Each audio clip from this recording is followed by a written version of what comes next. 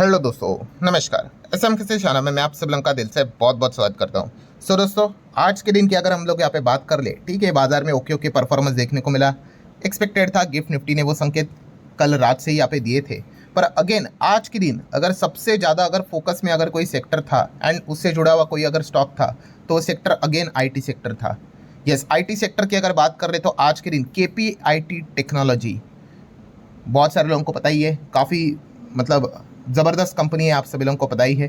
पर आज के दिन ये ज़बरदस्त कंपनी ज़बरदस्त उतनी क्रैश भी हो गई, 17% की गिरावट। एंड अगेन मेजर पॉइंट क्या है कि इसकी स्टॉक ऑलरेडी टॉप से इतना ज़्यादा डाउन था, उसके बावजूद और यहाँ पे एक्स्ट्रा गिरावट हम लोगों को देखने को मिल गई। सो नो डाउट कि इतनी बड़ी जब गिरावट यहाँ पे होती है तो वह ऐसी नहीं होती है, उसके पीछे बहुत सारे कारण भी यहाँ पे होते हैं।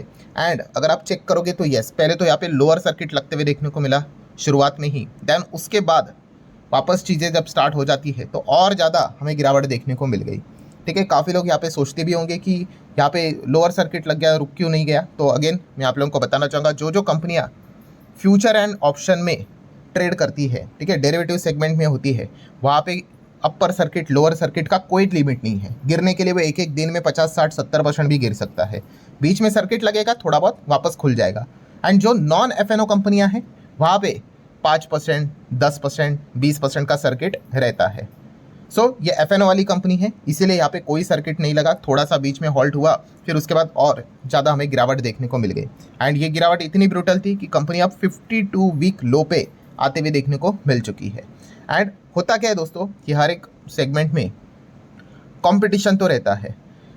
इस चीज़ के चलते आज के दिन KPIT टेक तो गिर गया, एंड इसके साथ जो बाकी के जो प्लेयर्स जो कंपटीशन में रहते हैं वो भी ज़बरदस्त गिरते हुए देखने को मिल गए। उनमें भी डर यहाँ पे बैठ गया। जैसे कि टाटा लेक्सी की अगर बात कर ले तो आप टाटा लेक्सी भी देख सकते हो, 6.25% यहाँ पे गिर गया। देन टाटा टेक की अगर बात कर ले, टाटा टेक्नोलॉजी 2% गिर गया। LTTS की अगर बात कर ले तो ये भी 3% के करीब गिर गया।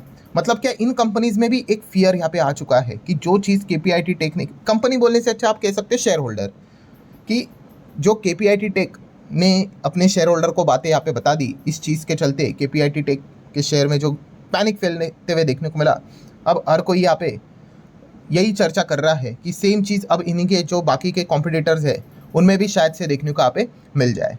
वो अब होगा नहीं होगा वो तो बात की बात है। अब आ जाते हैं इंपॉर्टेंट पॉइंट के ऊपर कि वाई, कि भाई KPIT टेक का शेयर इतना ज़्यादा गिरा क्यों।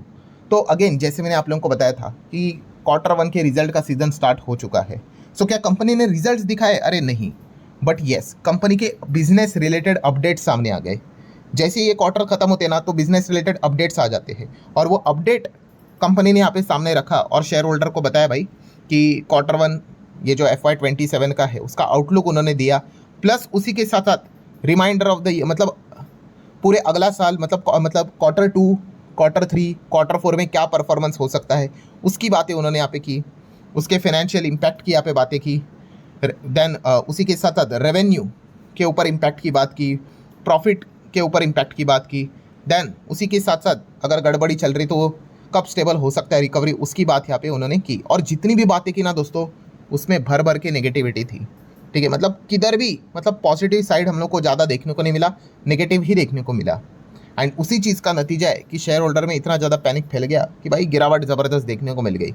सबसे पहले तो KPIT टेक, इस कंपनी का बिजनेस को अंडरस्टैंड कीजिए। ठीक है, कोई बहुत लंबा चौड़ा भाषण यहाँ पे नहीं दूंगा कि बिजनेस करती क्या है कंपनी। यहाँ पे जिस प्रकार से आप TCS आपको पता ही है, इन्फोसिस आपको पता है, विप्रो पता है, तो ये जो कंपनियां IT स्पेस में काम करती है वैसा ये काम नहीं करती है। ठीक है, मतलब ये TCS, इन्फोसिस, विप्रो, HLTech ये क्या काम करती है, जैसे कि मान लो बैंक को कोई एप्लीकेशन बनाना है, ऐप बनाना है, सॉफ्टवेयर बनाना है, तो ये बना कर दे देती है, उसके पैसे चार्ज करती है। तो वैसा अगर आप सोच रहे हो KPIT टेक काम करती है तो नहीं। KPIT टेक का काम है भाई कौन से स्पेस में पता है आपको? यस, गाड़ी, ऑटो सेक्टर की अगर हम लोग यहाँ पे बात कर ले, उसके अंदर आपने देखा है ना वो इंजीनियरिंग रहता है, सॉफ्टवेयर देखा है अपने गाड़ी में जो इलेक्ट्रॉनिकल ये चीज़ें इधर उधर चलती हैं, हाँ भाई उसमें ये कंपनी हमें काम करते हुए देखने को मिल जाती है। ऑटो सेक्टर से ये कंपनी लिंक्ड है। ये पॉइंट आपको इतना बेसिक यहाँ पे पता होना चाहिए। अब आ जाते हैं दोस्तों कि कंपनी ने यहाँ पे ऐसी क्या क्या बातें बोल दी कि भाई इतना बड़ा तांडव ही हो गया। तो सबसे पहले कंपनी ने Q1 जो अभी यहाँ पे आने वाला है उसका रेवेन्यू गाइडेंस पहले ही बता दिया भाई काफ़ी पुअर रहने वाला है। मतलब पहले जहाँ पे हायर ग्रोथ की बात यहाँ पे हुआ करती थी, वहाँ पे ईयर ऑन ईयर 1% डिक्लाइन की बात यहाँ पे की जा रही है। एंड इन मतलब ऑब्वियसली डॉलर टर्म्स में यहाँ पे मैं बात कर रहा हूँ। सो रेवेन्यू, अगर आपको बताइए, अगर रेवेन्यू ड्रॉप हो गया तो भाई आगे तो सब चीज़ें खराबी हो जाती है। चलो, ये एक खराब बात उन्होंने बता दी। दैन अगर हम लोग यहाँ पे बात कर ले, उन्होंने ये भी बता दिया कि मार्जिन्स भी, ऑपरेटिंग मार्जिन्स भी यहाँ पे बुरी तरीके से इम्पैक्ट होने वाला है। EBITDA की अगर बात कर ले, नेट प्रॉफिट मार्जिन की अगर बात करें, विल कॉन्ट्रैक्ट मतलब नीचे आएंगे। सो ये भी चीज़ें फिलहाल तो उन्होंने यहाँ पे मेंशन करके यहाँ पे रखी हुई है। देन यहाँ पे जो सबसे बुरी बात उन्होंने यहाँ पे कही है, कौन सी, कि Q1 तो यहाँ पे खराब रहेगा ही रहेगा, प्लस उन्होंने बताया कि Q2 भी खराब रहेगा। मतलब फर्स्ट हाफ ऑफ FY27, ठीक है, उससे आप ज़्यादा उम्मीद ही ना रखो। काफ़ी ज़्यादा चैलेंजिंग यहाँ पे रहने वाला है, काफ़ी ज़्यादा वॉलेटाइल रहने वाला है। एंड इतना भी नहीं कि उन्होंने ये तक बताया कि अगर कुछ अच्छा होगा, मतलब ये जो सिचुएशन खराब है, एक्सपेक्ट किया जा रहा है कि शायद से Q4 में जाके ठीक हो सकती है। मतलब ये जो आप ऐसे समझ लो, ये साल गया भाई। ये मैं नहीं कह रहा हूँ, ये कंपनी ने ही बोल दिया है कि इतना खराब सिचुएशन फिलहाल तो नज़र यहाँ पे आ रहा है, तो ज़्यादा उम्मीद मत रखना, यही वो बताने की कोशिश यहाँ पे कर रहे थे। देन अगर देखा गया दोस्तों, तो देखिए जो चीज़ एडवांटेज वाली होती है वो कभी कभी डिसएडवांटेज भी क्रिएट यहाँ पे कर देती है। मतलब देखिए, अच्छे क्लाइंट्स होना अच्छी बात है कि नहीं, ऑब्वियसली अच्छी बात है, बट वही तो चीज़ है दोस्तों कि अगर आपका क्लाइंट अच्छा है, वहाँ से अगर आपकी अच्छी कमाई होती है, बट मान लो अगर आपका क्लाइंट ही खराब स्थिति से अगर गुजर रहा है, तो ऑब्वियसली आपको मिलने वाला कॉन्ट्रैक्ट भी कम होगा कि नहीं।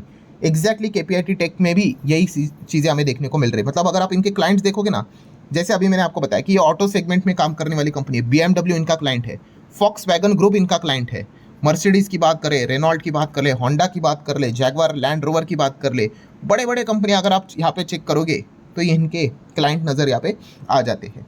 एंड इसी में ही सबसे बड़ा प्रॉब्लम यहाँ पे क्रिएट हुआ है दोस्तों कि जो मेजर यूरोपियन क्लाइंट्स हैं इनके, जैसे कि BMW, Volkswagen, उन्होंने यहाँ पे क्या किया, अपने स्पेंडिंग को कट कर दिया है। यस, मतलब उन्होंने जो बजट यहाँ पे रखा था, SDV की बात कर ले, R&D बजट की बात करें, जिस चीज़ के चलते KPIT टेक की कमाई होती थी, तो अब यहाँ पे क्या होगा कि वो अपना इससे रिलेटेड खर्चा कम कर रहे हैं, तो KPIT टेक को बिजनेस तो मिलेगा, बट यहाँ पे क्या होगा, पहले अगर मान लो 100 रुपया कमाते थे तो शायद से अब 50 ही मिलेगा, 60 ही मिलेगा। तो ये चीज़ हम लोगों को फिलहाल तो देखने को मिल रहा है। और सबसे बड़ा प्रॉब्लम क्या है कि ये BMW अकेला 12% तक टोटल रेवेन्यू में कंट्रीब्यूट करता है। इतना बड़ा क्लाइंट है ये। तो ऑब्वियसली हम लोगों को पता ही होगा कि कुछ दिनों पहले मैंने भी वीडियो बनाया था, 17 जून की बात है, कि BMW ने भी वार्निंग दी थी कि इनका प्रॉफिट सिग्निफिकेंटली गिरने वाला है। ठीक है, ये middle east and all that सारी चीज़ें, और इस चीज़ के चलते BMW का शेयर भी 7% गिरा था। सेम उसी दिन टाटा मोटर का शेयर भी ऐसा ड्यूरिंग द मार्केट ऐसा गिरा था। किसी को याद होगा तो ठीक है, वरना छोड़ दो, कोई बात नहीं।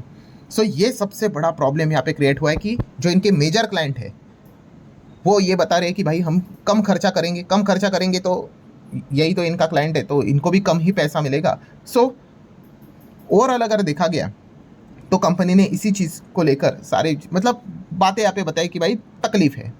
देन ब्रोकर्स की अगर हम लोग यहाँ पे बात कर ले तो JP मॉर्गन, हर कोई यहाँ पे आ ही जाता है, JP मॉर्गन, JM फाइनेंशियल, सब ने डाउनग्रेड करना स्टार्ट कर दिया, अंडर वेटिंग करना स्टार्ट कर दिया। पहले 700 के टारगेट थे, 550 कर दिए। JM फाइनेंशियल्स ने भी डाउनग्रेड कर दिया, रिड्यूस कर दिया। तो ये सारी चीज़ें यहाँ पे होती रहती है। मतलब और ज़्यादा एक्स्ट्रा प्रेशर यहाँ, मतलब बोलते हैं ना, अगर प्रेशर आया तो भाई इतना आएगा कि पूरा स्टॉक यहाँ पे तेज ही हो जाएगा। एंड इसीलिए इतना ज़्यादा गिरावट हमें आज के दिन KPIT टेक में देखने को मिला है। मतलब बॉटम लाइन क्या है, बॉटम लाइन यही है कि भाई KPIT टेक ने Q1 का ये जो अपडेट सामने रखा, उसमें उन्होंने अपने शेयर होल्डर को बताया भाई कि सिचुएशन ख़राब है, तो जब भी नंबर्स आएंगे ज़्यादा उम्मीद रखना ही मत, ख़राब ही आने वाले। सिर्फ अभी की नहीं, Q2 के नंबर से भी उम्मीद मत रखना, Q3 से भी मत रखना। अगर ही रखना है तो भाई Q4 में रख लो। अब Q4 किसने देखा है भाई, तब तक तो दुनिया इधर की उधर हो जाएगी।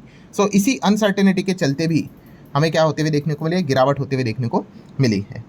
सो KPIT टेक जिस सेगमेंट में काम करता है, आप यहाँ पे देख सकते हो, ये जो रैंकिंग रहती है मार्केट कैपिटलाइजेशन के हिसाब से होती है, ये चीज़ें बदलती रहती है। तो ये नंबर 4 पे है। सो इसके करीबी कौन सा है, टाटा एलेक्सी भी same similar kind of work करता है। तो इसीलिए आज के दिन हम लोगों ने यहाँ पे देखा कि टाटा एलेक्सी में थोड़ा ज़्यादा गिरावट देखने को मिला। बाकी की कंपनियाँ थोड़ा ऊपर है और थोड़ा और डिफरेंट लेवल पे भी काम यहाँ पे करती है। LTTS थोड़ा और भी चीज़ों में इन्वॉल्व है, ठीक है। बट बाकी की कंपनी की अगर बात कर ले तो जैसा कि KPIT काम करता है, वैसे ये भी कंपनियां काम करती हैं, एंड इसीलिए इनमें भी हमें गिरावट देखने को यहाँ पे मिल गई।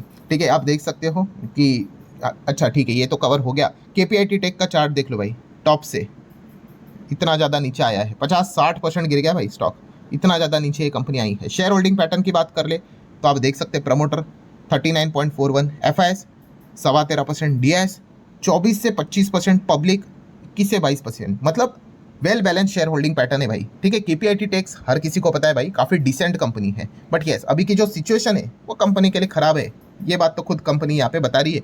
कोई भी शेयर प्रमोटर का गिरवी यहाँ पे नहीं है। सो ठीक है दोस्तों, पूरी जो कहानी थी वो सारी चीज़ें मैंने आप लोगों को यहाँ पे बता दिया। अब आगे क्या, तो आगे तो भाई अगेन कल मैंने एक वीडियो बनाया था, आपको याद है कि कौन कौन सी कंपनीज के नंबर्स को स्टडी करना है भाई, उसमें अब KPIT टेक का भी नाम जोड़ लो, कि वैसे तो उन्होंने खुद ही बता दिया कि उम्मीद मत रखना, लेट्स सी कितना खराब आता है नंबर। वैसे तो एडजस्टमेंट तो ऑलरेडी हो चुकी है। ठीक है, सो वो एक चीज़ करनी है। एंड व्हाट नेक्स्ट में क्या करना है, अब टाटा लेक्सी, टाटा टेक, LTTS, उनके भी जब अपडेट्स सामने आएंगे तो उनके ऊपर भी हम ध्यान रखेंगे कि क्या भाई उनके इधर भी बिजनेस में कोई उतना ही तकलीफ यहाँ पे चल रही है या नहीं चल रही है। मतलब समझ में आएगा कि पूरा इंडस्ट्री में ही प्रॉब्लम है या फिर बस KPIT टेक को ही बिजनेस करने में दिक्कत यहाँ पे हो रही है। सो ठीक है दोस्तों, जितने भी पॉइंट्स थे सारे यहाँ पे कवर कर लिए। वीडियो हेल्पफुल लगा होगा, चाहो तो लाइक एंड शेयर कर सकते हैं। एंड जाते आते आपको याद दिलाना चाहूंगा, let's learn stock market and finance, इस चैनल के ऊपर आज के दिन एक नया लेक्चर सुबह अपलोड यहाँ पे हो चुका है। यस, आज 1 तारीख है और बहुत सारे नए नियम लागू यहाँ पे हो चुके हैं। ठीक है, तो जरूर इस वीडियो को आप चाहो तो आप स्टडी यहाँ पे कर सकते हो। ये वीडियो खत्म हो चुका है, तो स्क्रीन के ऊपर भी शायद से इस वीडियो का लिंक नजर आ रहा होगा, उसके ऊपर क्लिक करोगे तो आप वहाँ पे डायरेक्टली रिडायरेक्ट हो जाओगे। तो ठीक है दोस्तों, अब मिलते हैं नेक्स्ट वीडियो में, तब तक के लिए बाय बाय।